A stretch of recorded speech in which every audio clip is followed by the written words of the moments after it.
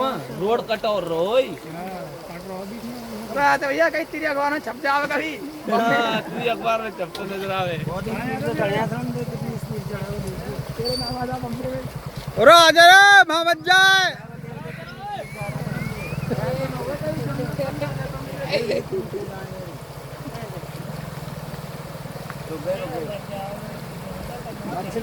मारो नहीं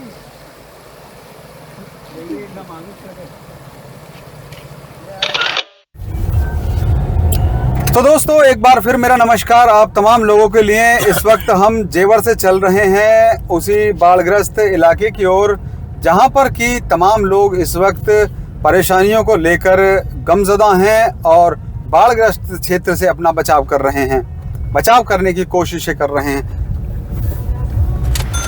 जेवर टप्पल क्षेत्र के तमाम इलाके ऐसे हैं जो यमुना नदी की गिरफ्त में हैं। कई गांव ऐसे हैं जिनमें पूरा यमुना नदी का पानी भरा हुआ है। शेरपुर गांव के करीब हूँ इस वक्त। सामने जो ये रास्ता जाता है शेरपुर गांव के लिए जाता है, सड़क पानी की वजह से कट चुकी है। जो एक आवाजाही का क्षेत्र है उससे शेरपुर गांव पूरी तरह से डिस्कनेक्ट हो चुका है। तमाम लोग वहां जाने के लिए नाव का सहारा लेते हैं। थोड़ी दूर तक नाव जाती है, फिर वहां से पैदल जाते हैं। आप देख सकते हैं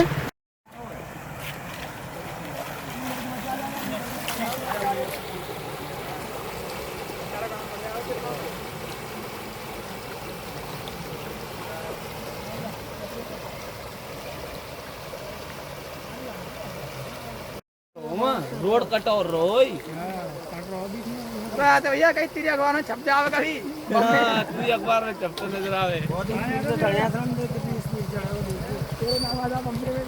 अरे आजा रे मोहम्मद जाए।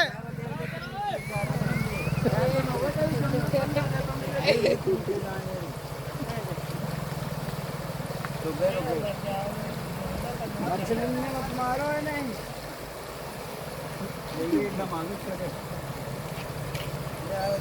वो रास्ता है जो पक्की सड़क है, लेकिन पक्की सड़क पर लगातार पानी चल रहा है। और ये भाई बंधु जो हैं ये यहाँ पर सड़क पार करने की कोशिश कर रहे हैं, लेकिन इनके लिए यहाँ खतरा हो सकता है। तो अभी एक भाई और आप देख सकते हैं वो दूर दिखाई दे रहा है, उससे मना किया था लेकिन वो नहीं मान रहा है। और लोग बेवजह रिस्क ले रहे हैं इस क्षेत्र में आकर। तो आप देख सकते हैं पानी की धारा बता रही है कि पानी किस कदर यहाँ पर चल रहा है, किस कदर खतरा यहाँ पर हो सकता है। और जो तमाम गांव यहाँ पर हैं वो आज के दिन किस तरह से अशुद्ध सुविधाओं के बीच अपना जीवन यापन करने के लिए मजबूर हैं। तो दोस्तों मैं इस वक्त टप्पल क्षेत्र का जो तटवर्तीय इलाका है यमुना का, वहाँ पर मौजूद हूँ। सामने गांव शेरपुर है। मेरे साथ भाई राजन जी हैं जो कि गांव जहानगढ़ से बिलोंग करते हैं। भाई साहब क्या हालत है गांव की? कौन कौन से गांव ऐसे हैं जो पूरी तरह से पानी से ग्रसित हैं? शेरपुर ज़्यादा परेशान है और यूँ बंदा कटा हुआ है। बंदा कटा हुआ है? हाँ। मतलब बंदा कटने की स्थिति पर है और लोग वहाँ पर कट्टे वगैरह जो बना रहे थे वो इलाके की बात कर रहे हैं आप। और कौन कौन से गांव ऐसे हैं जहां पर पुलिस प्रशासन को पहुंचने की आवश्यकता है? इतनी जानकारी ना भी है। अच्छा, तो भाई साहब को जानकारी नहीं है। भैया आपको जानकारी है, इस क्षेत्र से हैं आप? मिलक से आप हैं? आ जाओ भाई साहब जरा इधर को आ जाओ, माइक ले लो थोड़ा सा और यहाँ से थोड़ी सी पकड़ लो, हाथ में पकड़ लो, कोई ना भीगेगा। कौन सा गाँव है आपका? मिलक। ऐसे कितने गांव हैं जिनमें पानी भरा हुआ है यमुना तट के तटवर्ती इलाके हैं? कभी या साइड में तो एक ही है। या मेरे पास रख के बोलो थोड़ा सा। या में तो फिलहाल एक ही है इधर। शेरपुर कितने लोग रहते हैं शेरपुर गांव में? शेरपुर में करीब 100-150 घर हैं। 100-150। तो गांव में पानी भरा हुआ है या फिर गांव पानी से अलग है? अभी गांव पानी भरा हुआ है फिलहाल में। पूरी तरह से पानी भरा हुआ है और फिलहाल में। तो ये जो रास्ता है ये अब आम आदमी के जाने के लिए बंद है, आगे से बंद है फिलहाल तो। बंद है। लाओ तो फिर। तो दोस्तों एक बार फिर मेरे साथ बात करने के लिए मोहित कर्णेश ठाकुर हैं मेरे पत्रकार साथी, और मेरे साथ इस वक्त यहाँ शेरपुर पर मौजूद हैं मोहित भाई, लेकर कानीगढ़ी, गोविंदगढ़, जुप्पा, छातंगा से होते हुए इस बंदे के माध्यम से हम लोग इस वक्त शेरपुर पर खड़े हुए हैं। पीछे एक गाँव था महाराजपुर और ये गाँव है शेरपुर, जो दोनों गांव पूरी तरह से बाढ़ की गिरफ्त में हैं। पुलिस प्रशासन से लोग गुहार लगा रहे हैं कि जो ज़रूरत की चीज़ें हैं वो हम तक पहुंचाई जाएं। आपके पास क्या कुछ अपडेट है?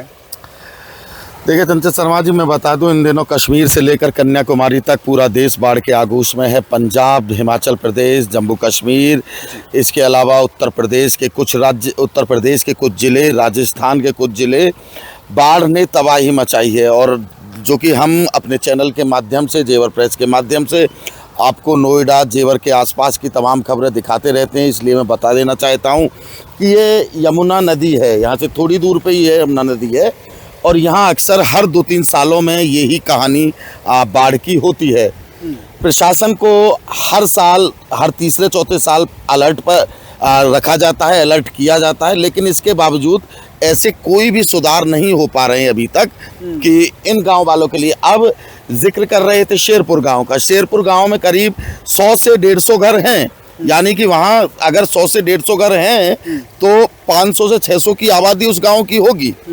और ये सड़क से यहाँ से 1 किलोमीटर दूर ये गांव है। और यहाँ से ही पानी का रौद्र रूप आप देख सकते हैं, लहरें पानी की कितनी तेज हैं। मतलब पूरा गांव पानी ने, इस जल प्रलय ने अपने आगोश में ले लिया है जी। तो वहाँ के लोग किस तरह से जीवन यापन कर रहे होंगे, ये बहुत ही मतलब एक व्यवस्था पर, प्रशासन पर ये सवाल खड़े कर देता है। हम जेवर से चलेंगे तो जेवर के आसपास के कुछ गांव पड़ते हैं, कानीगढ़ी है, जेवर खादर है, समसम नगर है, पूरन नगर है। वहाँ के किसान भी लगातार अलर्ट पर है, क्योंकि ये जो रास्ता है पीछे, जैसे बंदा बोलते हैं, ये यमुना के 2 क्षेत्रों को अलग करती है। हालांकि जिस साइड में मैं खड़ा हूँ, इस साइड कुछ कम गांव हैं, लेकिन कम गांव होने के बावजूद अब ये गांव पानी के आगोश में। और जो उधर वाले गांव हैं, उधर वाले गांव के किसान हर वक्त मुस्तैद हैं, बुलडोजर लेकर कहीं उसमें बोरी में रेत भरा जा रहा है, कट्टे भरे जा रहे हैं, क्योंकि अभी यमुना का जलस्तर और बढ़ सकता है। हथनी कुंड बैराज से ऐसी खबर है कि और पानी छोड़ा जा सकता है। और अगर ऐसा हुआ तो उधर पार कूदने में, जहाँ ये थोड़ा निचला इलाका है, सड़क नीचे है, तो ज़्यादा देर नहीं लगेगी। तो ऐसे में इस बंदे के दूसरी तरफ जो गांव हैं, उन पर भी जल प्रलय का ये खतरा है अभी जी। इसके अलावा मैं आपको बता दूं कि जो बांध है, उधर के इधर साइड के गांव की हमने बात की है। बांध के उधर साइड में जो गांव मालव है, रामगढ़ी है, ऐसे तमाम गांव हैं जो कि इस वक्त खतरे के मुहाने पर हैं। यहाँ पर बाढ़ के पानी को रोकने के लिए एक बांध बनाया गया है और उस बांध की सुरक्षा के लिए लगातार लोग प्रयास कर रहे हैं, कोशिश कर रहे हैं कि पानी की जो धारा है वो उधर की तरफ ना जाए और लोग सुरक्षित रहें।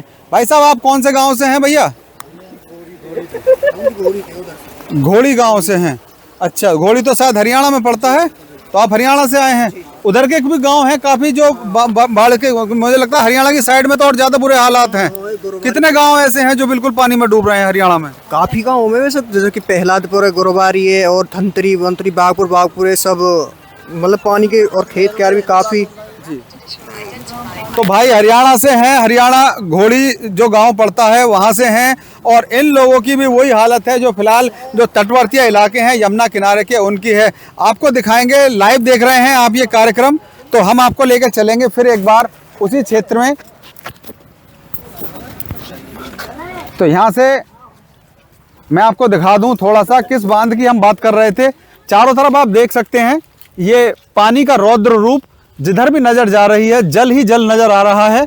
और इस बांध के माध्यम से, जिसे बांध कहा जाता है, इसे बंदा बोला जाता है। और आप देखेंगे कि ऊंचाई पर बना हुआ ये बंदा है और बंदे के दूसरी साइड यहाँ ये लहलहाते खेत हैं। और मैं आपको बता दूं कि यमुना का पानी आने से पहले जैसे खेत यहाँ हरे हरे यहाँ दिखाई दे रहे हैं धान के, ऐसे ही खेत इधर भी नज़र आ रहे थे। लेकिन अब स्थिति बदल चुकी है, यहाँ चारों ओर जल ही जल है। और जितने भी धान के खेत, बाजरे के खेत और अन्य फसल जो इस क्षेत्र में हो रही थी, वो फसलें तबाह हो चुकी हैं। अब किसानों के पास एक ही नज़र रह जाती है और वो है सरकार की दृष्टि, कि सरकार की ओर गुहार लगाता है किसान, कोशिश करता है कि किसान तक, अधिकारियों तक उनकी बात पहुँचे।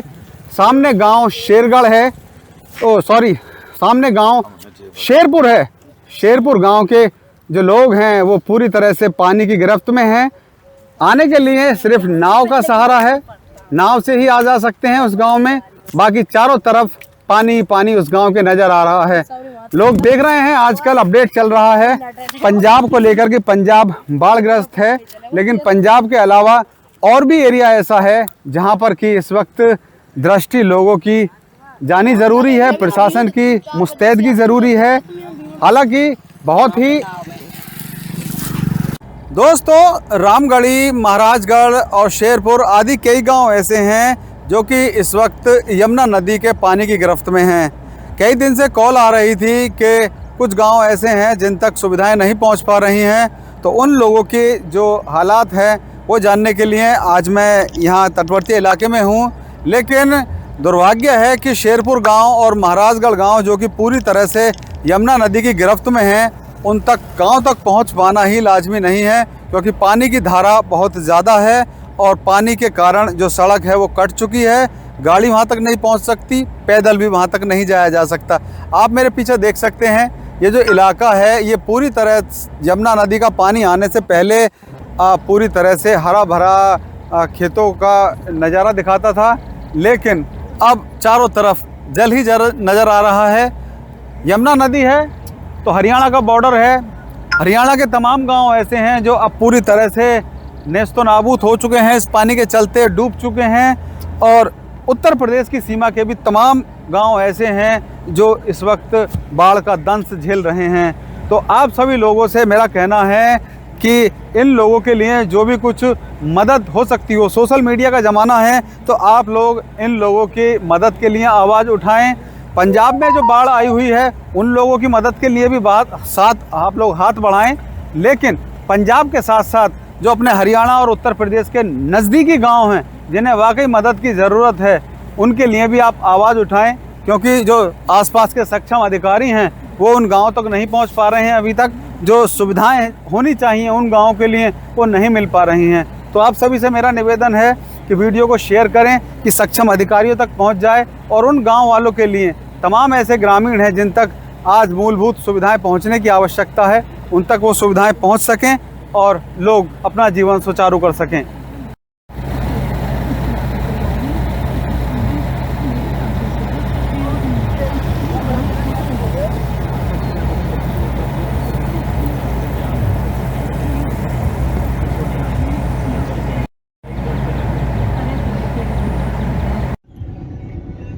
तो दोस्तों आप देख सकते हैं कि ये मिट्टी के कट्टे भर भर के लोगों ने रखने शुरू कर दिए हैं।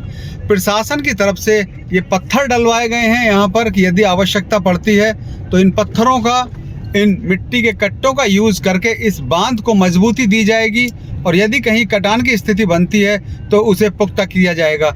इसके अलावा आप देख सकते हैं रात्रि के लिए जनरेटर खड़ा हुआ है और तमाम लोग कट्टे भरने का काम यहाँ पर कर रहे हैं। जेसीबी खड़ी हुई है, ट्रैक्टर ट्रॉली खड़ी हुई है और तमाम इंतजाम यहाँ पर प्रशासन की ओर से किए जा चुके हैं। तो इस वक्त हम शेरपुर महाराजपुर गांव की ओर चल रहे हैं। जेवर से टप्पल क्षेत्र में ये इलाका पड़ता है और उसी को दिखाने के लिए आप सभी को हम इस वक्त यहाँ मौजूद हैं। तो दोस्तों मेरे साथ हैं मोहित ठाकुर। एक बार फिर मोहित भाई, बाढ़ पूरे देश में है, बाढ़ पर ही आज बात करेंगे। पंजाब की बात करें तो पंजाब में बहुत बुरे हालात हैं। हम सभी की हमदर्दी उन लोगों के साथ है जो इस वक्त पंजाब में बाढ़ का दंश झेल रहे हैं, लेकिन ये वही यमुना है जो पंजाब को ध्वस्त करते करते अब हरियाणा के तमाम गांव और यूपी के गांवों को भी नेस्तो नाबूद करने पर तुली हुई है। क्या कहेंगे, क्या आप लोग, आपके उद्गार हैं, बताएं। देखिए, विशेष क्षति तो है ही, नुकसान है किसानों को, क्योंकि अभी जब हमने कवर किया शेरपुर में, जब हम गए तो जो फसल थी वो धान की फसल, ज्वार की फसल, तिल की फसल, वो अब पूरी तरह से तबाह हो चुकी है, यानी कुछ भी शेष नहीं है। अब अगर सरकार कहे कि हम मुआवजा फसल का देंगे, लेकिन उस मुआवजे को पाने के लिए भी जो प्रक्रिया करनी पड़ती है किसान को, किसान उसमें ही थक जाता है जी।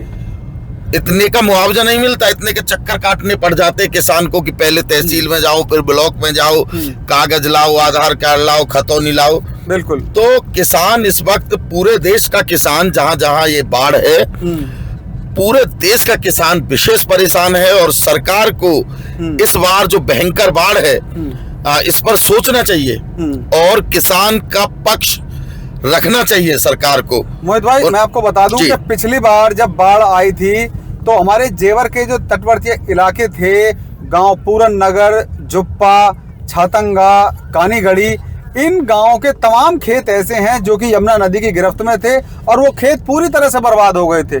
किसानों ने गुहार लगाई थी सरकार के प्रति, लेकिन इस बार मेरी उन किसानों से बात हुई थी कि मैंने पूछा था उनसे कि भाई क्या आप लोग इस बार भी सरकार की तरफ देख रहे हैं, तो उन्होंने मना कर दिया था कि हमें सरकार से इस बार कोई उम्मीद नहीं है, क्योंकि पिछली बार भी हमें कोई मुआवजा नहीं मिला था, सरकार की तरफ से कोई मदद नहीं मिलती। तो ऐसे में फिर किसान क्या करे?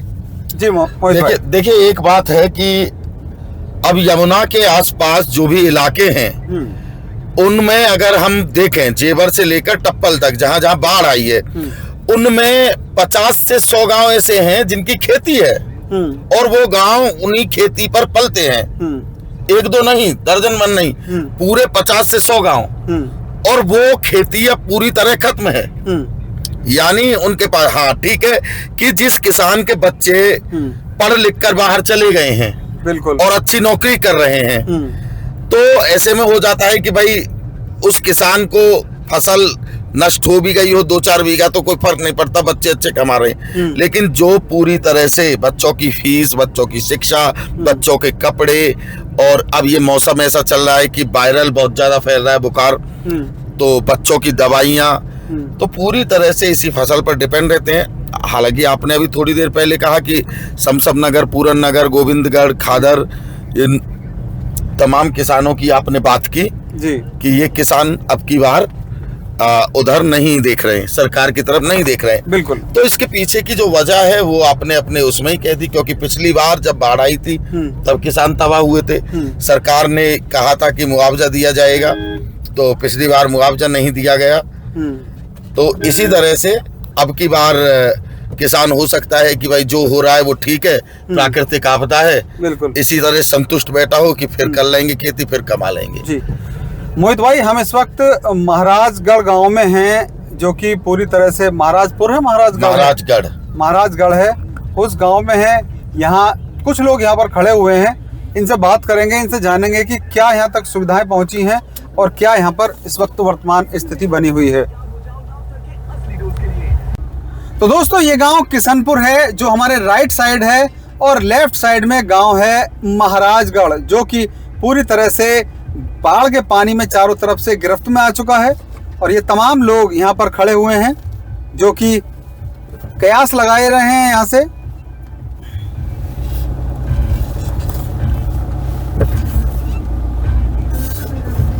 जरा एक बार बाहर को विजुअल ले लियो चारों तरफ का,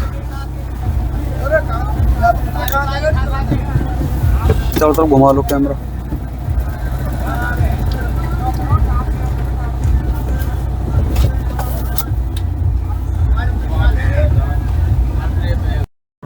आपके खेत है सर? घर जंगल में ही रहे हैं जी हम। जंगल में ही रहते हैं हम, गांव में जगह नाम पर रहने के लिए खेतन पे घर बना रखे हैं। तो नाव से जाना पड़ रहा है? हाँ, नाव से जाना पड़ रहा है जी। कितने घर हैं वहाँ पर जहाँ लोग जा रहे हैं? घर 3-4 घर हैं जी वहाँ पे, क्योंकि उन पे भी व्यवस्था ना है गांव में रहने के लिए, सब वहीं पे बना रखे हैं कोठे से, छोटे से जी। उन्हें पानी भरगा सबने। तो आप देख सकते हैं ये वो लोग हैं जिनके घर पानी के बीचों बीच आ गए हैं, और अपने घरों तक जाने के लिए इन लोगों के पास अब कोई और जरिया नहीं है, ना पैदल यात्रा का रास्ता है, ना इनके पास गाड़ी की सुविधा है। और इस नाव के जरिए से ही, ये नाव आप देख सकते हैं, जो इन गांव वालों का आखिरी सहारा है इनके गांव तक पहुंचने के लिए और गांव से फिर यहां तक आने के लिए। महाराजगढ़ गांव है ये, सामने पूरा गांव डूबा हुआ है, और तमाम लोग इस वक्त यहां पर घूमने के लिए, देखने के लिए आ रहे हैं गांव की हालत क्या है। कौन सा गांव है जी तुम्हारा? हमारा गांव नूरपुर टप्पल। नूरपुर टप्पल से हैं आप लोग। तो मैं आपको बता दूं कि ये गांव महाराजगढ़ है। आप देख सकते हैं ये बाजरे की फसल जो कि पूरी तरह से जल के आगोश में आ चुकी है, और सामने जहां तक भी नजर जा रही है जल ही जल नजर आ रहा है। और फिलहाल वर्तमान में जो अपडेट है वो आप तक पहुंचाने की कोशिश कर रहे हैं। वीडियो को शेयर कर देना ताकि सक्षम अधिकारियों तक वीडियो पहुंच सके और इन लोगों तक जिस मदद की आवश्यकता है वो मदद इन लोगों तक पहुंचाई जा सके।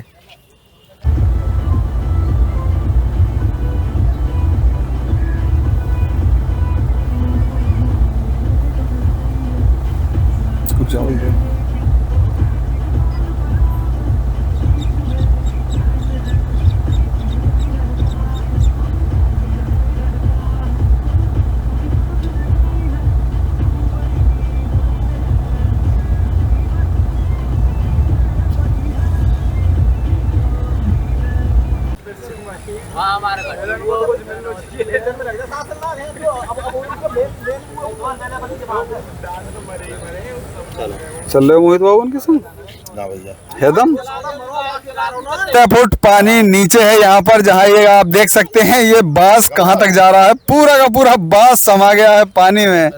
पूरी फसलें, पूरे पेड़ जहाँ तक नजर जा रही है सब बारिश की गिरफ्त में हैं। तो इन सभी लोगों को मदद की ज़रूरत है। इन सब की मदद के लिए भी आप लोग आगे आएँ और इन लोगों को जो सुविधा की आवश्यकता है वो मुहैया कराई जाए।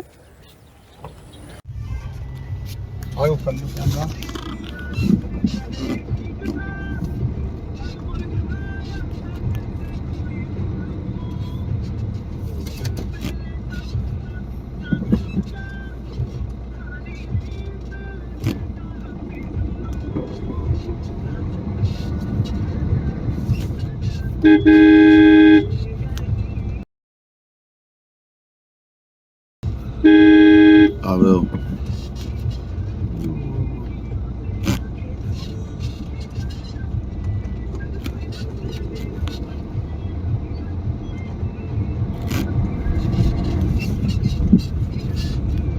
तो दोस्तों ये टप्पल अलीगढ़ मार्ग है और मैं इस वक्त गौतम बुद्ध नगर ज़िले की सीमा में हूँ। इधर सामने की साइड में अलीगढ़ टप्पल की सीमा शुरू हो जाती है और इधर हामिदपुर के लिए मार्ग चला जाता है। तो फिलहाल के अपडेट में इतना ही। जुड़े रहिए आप हमारे साथ, देखते रहिए आपका फेवरेट चैनल जेवर प्रेस। दोस्तों ये जेवर का तटवर्तीय इलाका गांव झुप्पा के करीब का जो हिस्सा है वो है और आप देख सकते हैं यहाँ पर इस इलाके को सबसे ज़्यादा संवेदनशील इलाका माना जाता है क्योंकि यमुना का जो जल स्तर है वो यहाँ बिल्कुल सड़क के करीब ही आ जाता है और यहाँ पर अगर ज़रा सी भी चूक होती है तो ये लोगों के लिए बड़े नुकसान का कारण बन सकती है। तो आप देख सकते हैं यहाँ पर लोगों ने ये कट्टे मिट्टी से भर भर के रख लिए हैं ताकि कोई भी किसी भी तरह की यहाँ पर यदि चूक हो तो उसके लिए यहाँ पर पूरी मुस्तैदगी रखी जाए और कोई भी कैसी भी अनहोनी ना हो उसके लिए, क्योंकि सड़क काफ़ी नीचे पे है। यहाँ पर आप देख सकते हैं ये यमुना का जल स्तर यहाँ तक आ चुका है और इसके पास में ही यहाँ पर सड़क चल रही है। तो इस इलाके को बड़ा ही सावधानी के चलते देखा जाता है। हाँ जी भाई बंधु, क्या हाल चाल चल रहे हैं, कैसा चल रहा है जल स्तर? जल स्तर बढ़ रहा सर। अभी बढ़ रहा है? हाँ जी अभी बढ़ रहा। क्या लगता है आगे बढ़ेगा या रुकेगा? आज रात तक उम्मीद है, प्रशासन ने बताया कि आज रात तक जल बढ़ेगा। तो प्रशासन की तरफ से क्या कुछ यहाँ पर सावधानियाँ बरती गई हैं, बताएं। बस किया, कट्टा भरे हैं, व्यवस्था की है। इस समय कट्टा इनमें लगे हुए हैं लेबर। अच्छा। हाँ बहुत अच्छे से उन्होंने किया है प्रशासन ने। तो यमुना का जल स्तर आप देख सकते हैं यहाँ बिल्कुल करीब में ही है और इससे ही सावधानी बरतने की इस वक्त आवश्यकता है क्योंकि ज़रा सी भी सावधानी अगर हटती है तो कोई अनहोनी ना हो उसके लिए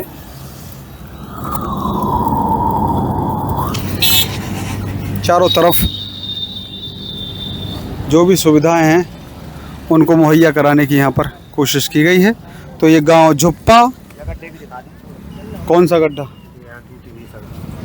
यहाँ सड़क टूटी हुई। अच्छा, इस गड्ढे को भरने की कोशिश की गई है। तो कौन कौन लोग अभी तक यहाँ पे ऐसे आए हैं जिन्होंने दौरा किया है यहाँ का? विधायक साहब भी आए थे आज। अच्छा, विधायक जी आए थे? एसडीएम भी आए थे और भी पटवारी आला अधिकारी हैं जो कि यहाँ पे अभी सर्वे करके गए हैं और 24 घंटा तैनाती है। सरकारी स्कूल पे बाढ़ चौकी बनाई गई है। हाँ, जहाँ थोड़ी देर बाद आते हैं, राउंड मार रहे हैं, बंदा पे घूम रहे हैं। और एक बार फिर आप देख सकते हैं, मैं उसी पूरन नगर गांव के तटवर्ती इलाके पर हूं, अपोजिट साइड में, जहां पर कि तमाम खेत अब लबालब पानी से डूब चुके हैं। चारों तरफ फसल बर्बाद नज़र आ रही है, दूर दूर तक पानी ही पानी का मंजर है। धान की फसलें पूरी तरह से डूबकर तबाह हो चुकी हैं और यहाँ से आगे जाने पर आप पाएंगे कि जो जलभराव है वो उसकी स्थिति यहीं से शुरू हो गई है।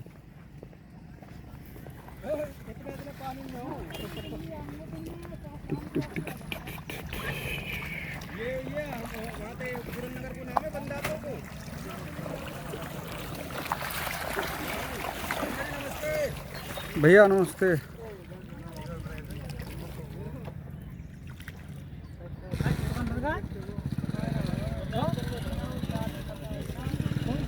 तो गांव पूरन नगर से के किसानों के ये खेत जो इस वक्त पूरी तरह से जलमग्न हैं।